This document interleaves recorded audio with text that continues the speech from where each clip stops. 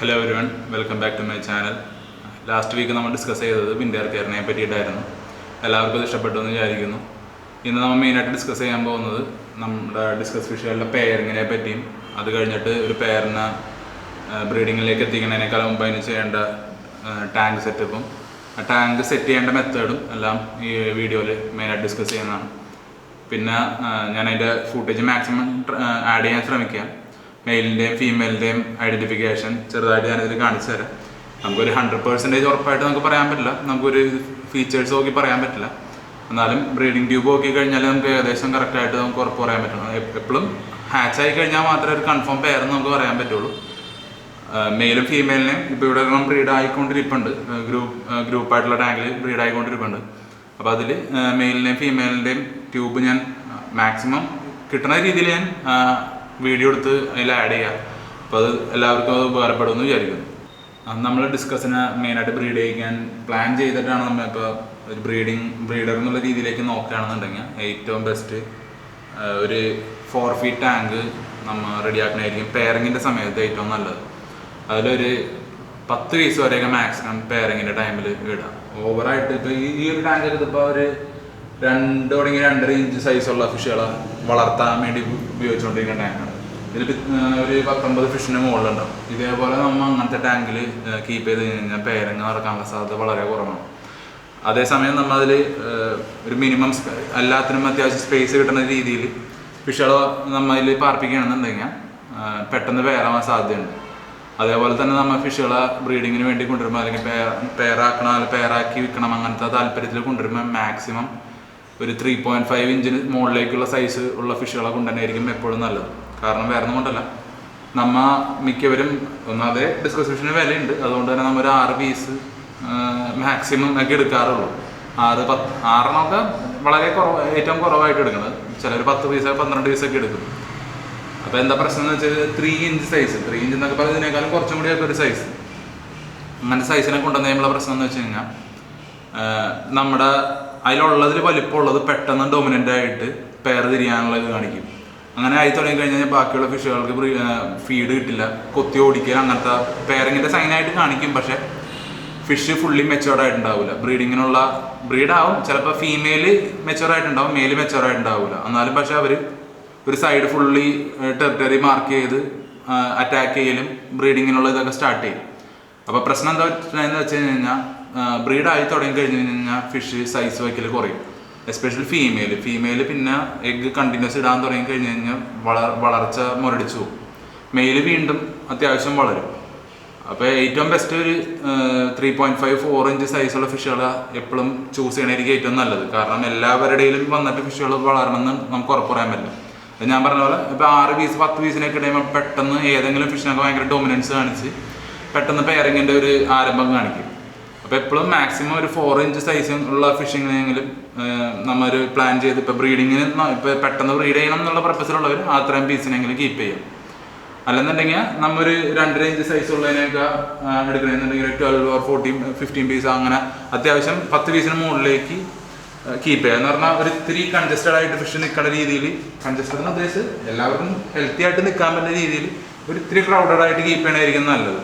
അല്ലാണ്ട് നമ്മളിപ്പോൾ ഒരു വലിയ ടാങ്കിൽ കൊണ്ടുവന്നിട്ട് ഇതിലൊരു 6 പീസിനെ കൊണ്ടുവന്ന് ഇട്ട് കഴിഞ്ഞാലുള്ള പ്രശ്നം പറ്റുന്നതെന്ന് വെച്ചാൽ അധികം ടാങ്ക് മേറ്റ്സ് ഇല്ലാത്തത് കൊണ്ട് പെട്ടെന്ന് ഏതെങ്കിലും ഫിഷ് ഡൊമിനൻ്റ് ആയിട്ട് ബാക്കിയുള്ള ഫിഷുകൾ ബുള്ളി ചെയ്യാനുള്ള സാധ്യത കൂടുതലാണ്. അപ്പോൾ ചീറ്റ കിട്ടില്ല, മറ്റു ഫിഷുകൾ മുരടിച്ചു പോകാനുള്ള സാധ്യതയുണ്ട്.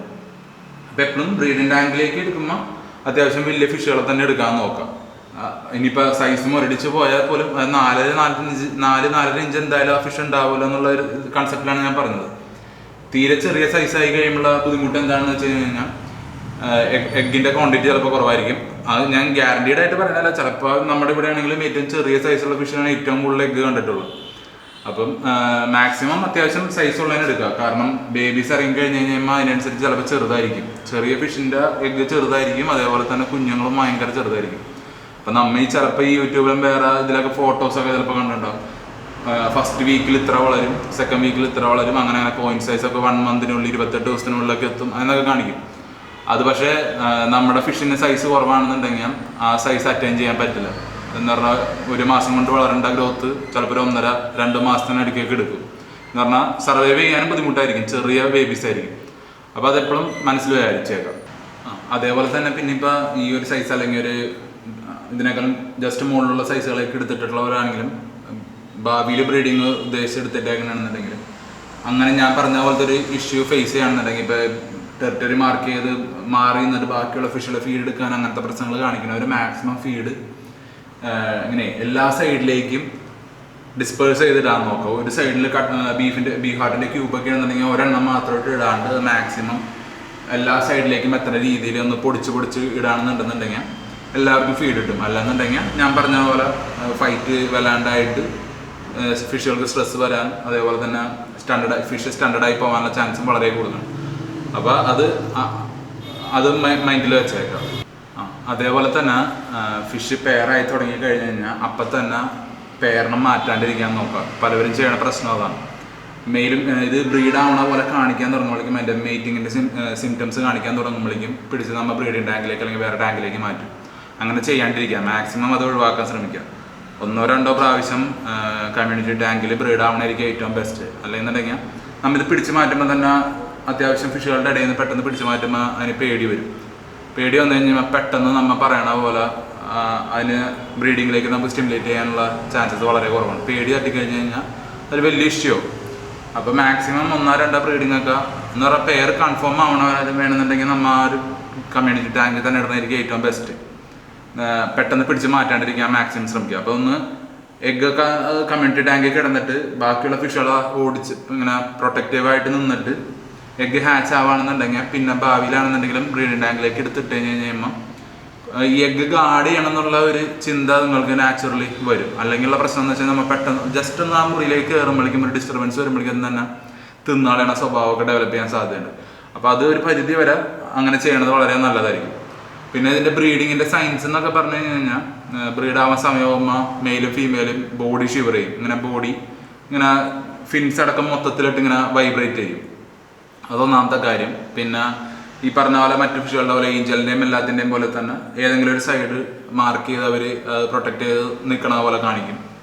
പിന്നത്തേതെന്ന് പറഞ്ഞാൽ ഇത് ബ്രീഡിംഗ് ഡാൻസ് എന്ന് പറയും. ഒരു 45 ഡിഗ്രി അങ്ങനത്തെ ഒരു ആംഗിളിൽ ഇങ്ങനെ മുകളിലേക്ക് ഇങ്ങനെ ഒരുമിച്ച് ഇങ്ങനെ ഒന്ന് നീന്തിയിട്ട് പോണ ഒരു ഇതുണ്ട്, ബ്രീഡിംഗ് ഡാൻസ് എന്നൊക്കെ പറയും.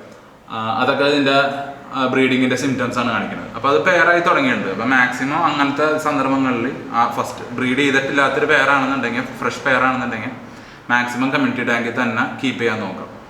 പിന്നത്തെ കാര്യം എന്ന് വെച്ച് കഴിഞ്ഞാൽ പെട്ടെന്ന് പെയറാവാൻ വേണ്ടി നമ്മുടെ ഇപ്പോൾ ഞാൻ പറഞ്ഞ പോലെ ആ ഒരു സൈസ് എത്തി അറ്റൈൻ ചെയ്ത ബ്രീഡിങ്ങിന് നമ്മൾ റെഡി ആയിട്ടുണ്ടെന്നുള്ള തോന്നുന്ന ഫിഷുകളുള്ളതിൽ ഇപ്പോൾ ചിലവരുടെ പെയറാവണില്ല എന്നുള്ള പരാതിയൊക്കെ പറയുമ്പോൾ മാക്സിമം ചെയ്യേണ്ടതെന്ന് വെച്ച് കഴിഞ്ഞാൽ ജസ്റ്റ് എന്തെങ്കിലും ഒരു ടൈലോ അല്ലെങ്കിൽ ബ്രീഡിംഗ് കോൺ അങ്ങനത്തെ എന്തെങ്കിലും ഒരു ഒബ്ജക്റ്റ് വയ്ക്കുക. അപ്പോൾ പെട്ടെന്ന് നിങ്ങൾക്കൊരു ഗാർഡിങ് നേച്ചർ വന്ന് അതിന് ബ്രീഡ് ആവാനുള്ള ടെൻഡൻസി പെട്ടെന്ന് കൂടും. അത് ഒരു നല്ലൊരു ഐഡിയ ആണ്. പെട്ടെന്ന് അത് ബ്രീഡിങ്ങിലേക്ക് നമുക്ക് സ്റ്റിമുലേറ്റ് ചെയ്യാൻ പറ്റും. ഇതിപ്പോൾ ഞാൻ പറഞ്ഞ കമ്മ്യൂണിറ്റി ടാങ്കിൽ ബ്രീഡ് ആയിക്കൊണ്ടിരിക്കുന്ന ഒരു പെയറാണ്. ഇതൊക്കെ ഞാൻ ലാസ്റ്റ് വീഡിയോസിൽ കാണിച്ച ബ്രീഡിംഗ് ടാങ്കിൽ കിടന്നിരുന്ന പ്രൂവൺ പെയറുകളാണ്. അപ്പോൾ അതിന് ഞാൻ റെസ്റ്റ് ചെയ്യാൻ വേണ്ടിയിട്ട് കമ്മ്യൂണിറ്റി ടാങ്കിൽ പിടിച്ചിട്ടേക്കണേണ്. ഇപ്പം ഇതിൽ ഫീമെയിൽ എഗ് ചെയ്തുകൊണ്ടിരിക്കുകയാണ്. മെയില് ഇപ്പം ഞാൻ പെട്ടെന്ന് വന്നിട്ട് പേടിച്ച് മാറി നിൽക്കുകയാണ്. അതിൽ ഫീമെയിലിൻ്റെ ബ്രീഡിംഗ് ട്യൂബ് മാക്സിമം ഞാൻ ഫോക്കസ് ചെയ്യുക. ബ്രീഡിംഗ് ട്യൂബ് ഫീമെയിലിൻ്റെ ഇങ്ങനെ റൗണ്ടിഷ് ആയിട്ട് അത്യാവശ്യം നല്ല തടി ഉണ്ടാവും. അതാണ് ഫീമെയിലിൻ്റെ ബ്രീഡിംഗ് ട്യൂബ് അങ്ങനെ ഇരിക്കുന്നത്. മെയിലിൻ്റെ അതേസമയം പോയിൻറ്റഡ് ആയിട്ട് ചെറിയ ട്യൂബായിരിക്കും. പിന്നെ ഇങ്ങനെ ഈ ചെത്തിപ്പോയ പോലത്തെ ഒരു ഷേപ്പ് ആയിരിക്കുള്ളൂ. കറക്റ്റ് റൗണ്ടും ആയിരിക്കില്ല, ഇങ്ങനെ ഒരു ആംഗിളിൽ ചെത്തിയ പോലെ ചെറിയ ട്യൂബും ആയിരിക്കും. അതാണ് മെയിലിൻ്റെ ബ്രീഡിംഗ് ട്യൂബ്.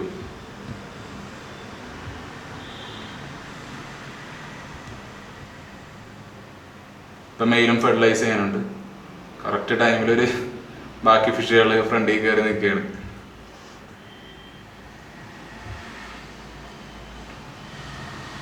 ഇതിപ്പോൾ കാണാൻ പറ്റുന്ന മെയിലിൻ്റെ ബ്രീഡിംഗ് ട്യൂബാണ്. അത് ചെറുതായിരിക്കും, നമുക്ക് അധികം ഓവർ വിസിബിൾ ആയിരിക്കില്ല. ഇറങ്ങി വരും. ബ്രീഡിംഗ് ടൈമിൽ മാത്രമേ മെയിലിൻ്റെ ഫുള്ളി അങ്ങനെ നമുക്ക് കൺഫേം ആയിട്ട് കാണാൻ പറ്റുള്ളൂ. പോയിൻറ്റഡ് ആയിട്ടുള്ളതാണ് മെയിൽ. ഫീമെയിലിൻ്റെ ഭയങ്കര തടിയുള്ളതാണ്. ഇപ്പോൾ ഈ കാണുന്ന പോലെ നല്ല തിക്കായിട്ട് നല്ല ഇതായിട്ട് നിൽക്കും ഫീമെയിലിൻ്റെ. ഇങ്ങനെയാണ് മെയിലും ഫീമെയിലും നമുക്ക് കൺഫേം ആയിട്ട് പറയാൻ പറ്റുന്നത്. എന്നാലും നമുക്ക് ഒരു പ്രൂവൺ പെയർ എന്ന് പറയണമെന്നുണ്ടെങ്കിൽ മെയിലും ഇത് വിരിഞ്ഞ് കഴിഞ്ഞാൽ മാത്രമേ നമുക്ക് കൺഫേം പെയർ എന്ന് പറയാൻ പറ്റുള്ളൂ. ഇപ്പോൾ ഇത് കമ്മ്യൂണിറ്റി ടാങ്കിൽ ബ്രീഡ് ആവുന്നതുകൊണ്ട് എനിക്കിപ്പോൾ കറക്റ്റായിട്ട് ഒന്ന് കാണിക്കാൻ പറ്റി. ഇനിയിപ്പോൾ നമുക്കൊരു പെയർ സെറ്റായി എന്ന് വിചാരിക്കുക. സെറ്റായി കഴിഞ്ഞാൽ നമ്മ ബ്രീഡിംഗ് ടാങ്കിലേക്ക് മാറ്റുമ്പോൾ മെയിനായിട്ട് ശ്രദ്ധിക്കേണ്ട കാര്യങ്ങളാണ് ഇനി നമ്മൾ ഡിസ്കസ് ചെയ്യാൻ പോകുന്നത്. ഏറ്റവും ബെസ്റ്റ് ഒരു 1.5 ഒരു സ്ക്വയർ ടാങ്കാണ് ഏറ്റവും ബെസ്റ്റ്. ബിഗിനർ ഫ്രണ്ട്ലിയും എല്ലാമായിട്ടുള്ളത് ആ ഒരു സൈസാണ് ഏറ്റവും ബെസ്റ്റ് ആയിട്ടുള്ളത്. ഇപ്പോൾ ഈ പെയർ ബ്രീഡായിട്ട് നിൽക്കുകയാണ്. എനിക്ക് അത്ര ഉറപ്പില്ല ഇപ്രാവശ്യത്തെ ഹാച്ച് ആവുന്നു. എന്നാലും ഫസ്റ്റ് ബ്രീഡിംഗ് ആണ് ഈ മെയിലിൻ്റെ. ഫീമെയിൽ ഇത്തിരി ഏജുള്ള ഫീമെയിലാണ്. അപ്പോൾ ആദ്യം ശ്രദ്ധിക്കേണ്ട എന്താണെന്ന് വെച്ച് കഴിഞ്ഞാൽ എല്ലാ സൈഡും കവർ ചെയ്യുക. വൈറ്റ് ബാക്ക്ഗ്രൗണ്ട് വെച്ച് അക്വേറിയം കവർ ചെയ്യുക. അല്ലെന്നുണ്ടെങ്കിൽ അത് ഫിഷുകൾക്കൊരു പ്രൊട്ടക്റ്റീവായിട്ട് നിങ്ങൾക്ക് ഫീൽ ചെയ്യാൻ വേണ്ടിയിട്ടാണ്. പെട്ടെന്ന് ഇങ്ങനെ നമ്മുടെ മൂവ്മെൻ്റൊക്കെ അത് പെട്ടെന്ന് കാണാണ്ടിരിക്കാൻ വേണ്ടിയിട്ടാണ് ആ 3 സൈഡ് കവർ ചെയ്യണത്. അപ്പോൾ ഫിഷുകൾക്കൊരു സേഫ്റ്റി ഫീൽ ചെയ്യും. അപ്പോൾ നിങ്ങൾ അവരെ മാത്രം കോൺസെൻട്രേറ്റ് ചെയ്ത് അവരുടെ കാര്യങ്ങൾ മാത്രം നോക്കി നിൽക്കുമ്പോൾ പെട്ടെന്ന് ബ്രീഡിങ്ങിലേക്ക് അത് ഇൻഡ്യൂസ് ചെയ്യാറുണ്ട്, ബ്രീഡിങ് ഇൻഡ്യൂസ് ചെയ്യാറുണ്ട്. അതേപോലെ തന്നെ നമ്മൾ ടാങ്ക് സെറ്റ് ചെയ്യേണ്ട കാര്യം എന്ന് വെച്ച് കഴിഞ്ഞാൽ എപ്പോഴും ബ്രീഡിങ് കോണൊക്കെ ഒരു ബാക്ക് സൈഡിലേക്കായിട്ട് മാക്സിമം സെറ്റ് ചെയ്യാൻ നോക്കാം. നമുക്ക് വീഡിയോ എടുക്കാനാണെന്ന് ആണെങ്കിൽ പോലെ ഫ്രണ്ടിലേക്ക് വെക്കാണ്ടിരിക്കാൻ നോക്കാം. അതേപോലെ തന്നെ നമ്മുടെ മറ്റേ ഫിൽറ്റർ വെച്ചിട്ടുണ്ടാവുമല്ലോ, ഫിൽറ്റർ ഏതെങ്കിലും ഒരു സൈഡിലേക്ക് മാറ്റി വയ്ക്കുക. ഫ്രണ്ടിലേക്ക് ഇപ്പം ഞാൻ ബാക്കിലാണ് ബ്രീഡിംഗ് കോൺ പ്ലേസ് ചെയ്തിട്ടുള്ളത്. അതേപോലെ അത് ഇപ്പോൾ അതിൽ എഗ്ഗ് ചെയ്തിട്ട് അതിന് ഫാൻ ചെയ്തുകൊണ്ടിരിക്കുകയാണ് ഫീമെയിൽ. അപ്പം ഞാൻ വെച്ചേക്കുന്നത് ബ്രീഡിംഗ് കോൺ ഏറ്റവും ബാക്കിലേക്ക് ആയിട്ടാണ്. എന്നിട്ട് അതിന് നേരെ ഡയഗണലായിട്ട് ഏറ്റവും ഫ്രണ്ടിൽ കോർണറിലായിട്ടാണ് ഞാൻ ഈ സ്പോഞ്ച് ഫിൽറ്റർ വെച്ചേക്കുന്നത്. അല്ലാണ്ട് ഇത് രണ്ടും കൂടി അടുപ്പിച്ച് കൊണ്ടുവന്ന് വെക്കരുത്. ഇപ്പോൾ ഈ ഫിഷ് സ്പോൺ ചെയ്യാൻ പോണ ഏരിയയിൽ തന്നെ കൊണ്ടുപോയിട്ട് നമ്മൾ ഈ സ്പോഞ്ച് ഫിൽറ്റർ വെക്കാൻ പാടില്ല. വെച്ചാലുള്ള പ്രശ്നം വരുന്നത് എന്താണെന്ന് വെച്ച് കഴിഞ്ഞാൽ മെയിൽ ഫിഷ് ഫെർട്ടിലൈസ് ചെയ്തുകൊണ്ടിരിക്കുന്ന സമയത്ത് ഇത് വെള്ളം സക്ക് ചെയ്തുകൊണ്ടിരിപ്പുണ്ടാവില്ല. അപ്പോൾ സ്പേംസ് ഇത് സക്ക് ചെയ്ത് പോകാനും ഫെർട്ടിലൈസ് ആവാണ്ടിരിക്കാനുള്ള ചാൻസസും വളരെ കൂടുതലാണ്. അപ്പോൾ മാക്സിമം അത് എപ്പോഴും ശ്രദ്ധിക്കുക. അതേപോലെ തന്നെ ഫിഷിനെ നമ്മൾ ബ്രീഡിംഗ് ടാങ്കിലേക്ക് ഇട്ട് കഴിഞ്ഞ് കഴിഞ്ഞാൽ മാക്സിമം ഈ ബീഫ് ഫാറ്റ് മിക്സും അതൊന്നും കൊടുക്കാണ്ടിരിക്കുക. മാക്സിമം വെള്ളത്തിൻ്റെ ക്വാളിറ്റി കീപ്പ് ചെയ്യാൻ ശ്രമിക്കുക. അതേപോലെ തന്നെ ഈ സ്പോഞ്ച് ഫിൽറ്ററിന് നമ്മൾ എയറേഷൻ കൊടുക്കുന്നതാണെങ്കിലും ഭയങ്കര ഫോഴ്സിൽ കൊടുക്കാണ്ടിരിക്കാൻ നോക്കാം. ഇപ്പം നമുക്ക് കാണാൻ പറ്റുമല്ലോ ഫിഷ് ഇപ്പോൾ ബ്രീഡ് ആവാറായിട്ടുണ്ട് എന്ന് കണ്ടു കഴിഞ്ഞ് കഴിഞ്ഞാൽ മാക്സിമം അത് ഒരു അത്യാവശ്യം വേണ്ടത്ര രീതിയിൽ മാത്രം എയറേഷൻ സെറ്റ് ചെയ്യാൻ നോക്കാം. ഒരുപാട് വെള്ളം കിടന്ന് തുളുമ്പണ രീതിയിലേക്കും അങ്ങനെ ഒന്നും ആക്കാണ്ട് ഒരു നോർമൽ സ്പീഡിൽ എയർ ഫ്ലോ റെഗുലേറ്റ് ചെയ്യാൻ മാക്സിമം ശ്രമിക്കുക. അതേപോലെ തന്നെ നമ്മൾ ബ്രീഡിംഗ് പെയറിനെ ബ്രീഡിങ്ങിൻ്റെ സമയത്ത് നമ്മൾ ബ്രീഡിംഗ് ടാങ്കിലേക്ക് മാറ്റുമ്പോൾ മാക്സിമം പൊട്ടാഷ്യം പെർമാനേറ്റിൻ്റെ ട്രീറ്റ്മെൻറ്റ് കൊടുത്തിട്ട് വേണം ഫിഷിനെ ബ്രീഡിംഗ് ടാങ്കിലേക്ക് ഇറക്കാൻ. അതേപോലെ തന്നെ മാക്സിമം ടാങ്ക് ക്ലീൻ ചെയ്ത് ഉണക്കിയതിന് ശേഷം, ഉണക്കാന്ന് പറഞ്ഞാൽ വെയിലത്തൊന്നും കൊണ്ടുപോയി വെക്കേണ്ട, ജസ്റ്റ് വെള്ളം മൊത്തം വറ്റിച്ച് തുണി കൊണ്ട് തുടച്ച് കളഞ്ഞിട്ട് വീണ്ടും റീഫിൽ ചെയ്യണമായിരിക്കും ഏറ്റവും ബെസ്റ്റ്. വേറെ ഒന്നും കൊണ്ടല്ല, നമ്മുടെ ഈ സിലിക്കോൺ ഒട്ടിച്ചേക്കണേമ്മ ഒരു തരം ആൽഗിയ പോലെ പിടിച്ചിട്ടുണ്ടാവും. അത് നമ്മൾ വിരലും കൊണ്ട് ഇങ്ങനെ ഒന്ന് ഉരച്ച് കഴിഞ്ഞ് കഴിഞ്ഞാൽ നമുക്ക് കറക്റ്റ് കയ്യിലിങ്ങനെ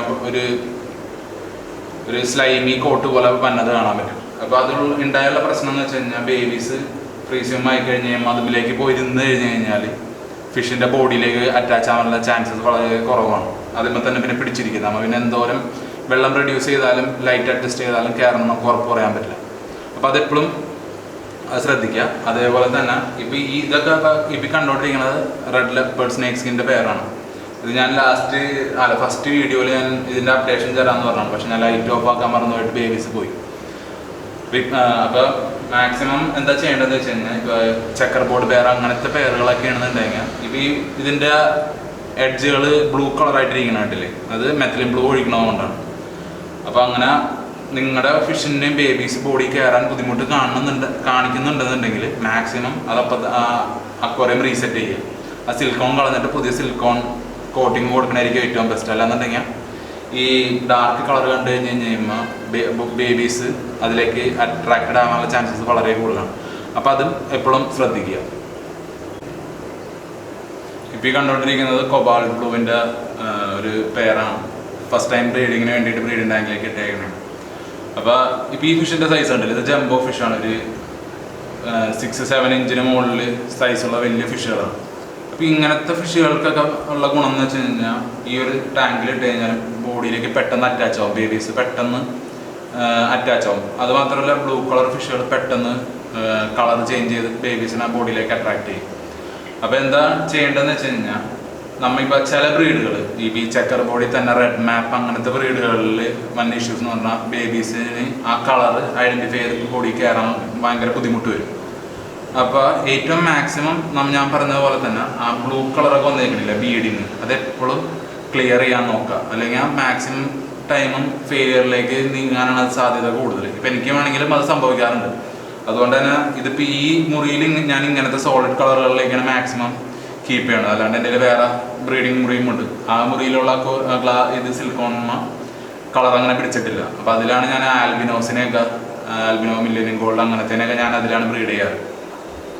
അപ്പോൾ അത് പെട്ടെന്ന് ബോഡിയിലേക്ക് അറ്റാച്ച് ചെയ്യാനും അതൊക്കെ നമുക്ക് ഇത്രയും കൂടി ഉപകാരപ്പെടും. എളുപ്പം നമുക്ക് ഇത്രയും കൂടി നമുക്ക് ആ പ്രോസസ്സിൻ്റെ ഇത് കുറയ്ക്കാൻ പറ്റും, നമുക്ക് സർവൈവൽ കൂട്ടാൻ പറ്റും. അതേപോലെ തന്നെ ഞാൻ പറഞ്ഞില്ലേ ഡിസ്കസ് ഫിഷുകൾ മെയിലും ഫീമെയിലും ഐഡൻറ്റിഫൈ ചെയ്യാൻ ഇത്തിരി ബുദ്ധിമുട്ടുള്ള ഫിഷുകളാണ്. എന്ന് പറഞ്ഞാൽ ജംബോ സൈസിലേക്കൊക്കെ വന്നു കഴിയുമ്പോൾ ഇച്ചിരി ബുദ്ധിമുട്ട് വരും. ഇപ്പോൾ പെട്ടെന്ന് ഒരു ബിഗിനർക്ക് പെട്ടെന്ന് കണ്ടു കഴിഞ്ഞ് കഴിയുമ്പോൾ ഇപ്പോൾ ഇതിൽ റൈറ്റ് സൈഡിൽ കാണുന്ന ഹെഡൊക്കെ തിക്നെസ് ഉള്ള ഇതിനെ കണ്ടു കഴിയുമ്പോഴായിരിക്കും മെയിലായിട്ട് തോന്നുന്നത്, പക്ഷേ അത് ഫീമെയിലാണ്. Left സൈഡിലുള്ളതാണ് mail. അപ്പോൾ നമുക്കത് ചിലവർ പറയാറില്ലേ ഹെഡ് തിക്നെസ്സും ഒക്കെ ലിപ്പിൻ്റെ തടിയൊക്കെ നോക്കിയിട്ടാണ് മെയിലാണ് അങ്ങനെയൊക്കെ പറയണത്. ഇതിൽ അപ്പോൾ അങ്ങനെ നോക്കുമ്പോൾ അതിൽ ഇതിൽ ഫീമെയിലായിട്ടുള്ളതാണ് പെട്ടെന്ന് മെയിലായിട്ട് തോന്നുന്നത്. അതിൻ്റെ ലുക്ക് കണ്ടു കഴിയുമ്പോൾ അതായിരിക്കും മെയിൽ നിന്നായിരിക്കും എല്ലാവരും പെട്ടെന്ന് ജഡ്ജ് ചെയ്യാൻ സാധ്യത. അപ്പോൾ നമുക്കത് ഒരിക്കലും കൺഫേം ആയിട്ട് പറയാൻ പറ്റില്ല. പിന്നെ അപ്പോൾ ഇന്നത്തെ വീഡിയോയുടെ ഞാൻ കൺക്ലൂഡ് ചെയ്യണം. അപ്പോൾ അടുത്ത വീഡിയോ കാണുന്നവരെ എല്ലാവർക്കും ശുഭദിനം നേരുന്നു. Happy new year in advance. അപ്പോൾ ഓക്കെ, ബൈ.